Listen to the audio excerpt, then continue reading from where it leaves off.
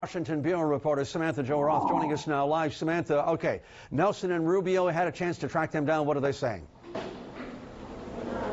Well, I will tell you that neither one of these senators is in Washington at the moment, but I'm standing here in the basement of Senate office buildings. And if you take a look over here, these elevators are really where people are in and out. A lot of senators in that committee at this time coming in that elevator. And earlier today, we actually were able to catch up with Jeff Flake.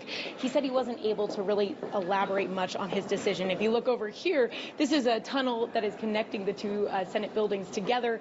And it's really interesting because a lot of times you can catch lawmakers as they come in and out. So we know that both Senators Marco Rubio and Bill Nelson, they are not here today. But we know they are making their positions very clear, and they could not be any different. Now, Senator Bill Nelson says he is voting no. And we just got a statement from him. Dr. Ford's testimony was compelling and raises questions about his character, and therefore there needs to be a full FBI investigation. As I stated before, I will vote no. Now, before today, the senator had stayed relatively quiet on this nomination.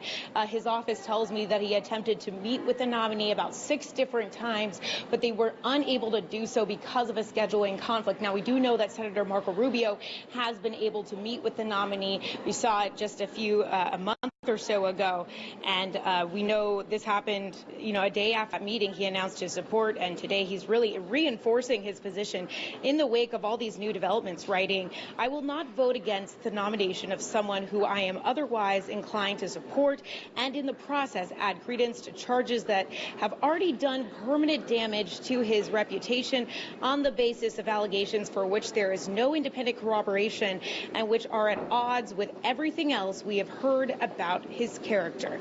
Now, but as this this Judiciary Committee vote is happening, in just a few hours now, we do know that senators are setting up to be able to vote sometime next week, but we know that they are going to be continuing to debate over the weekend to really free up this process so that they will be able to have that vote. We're live on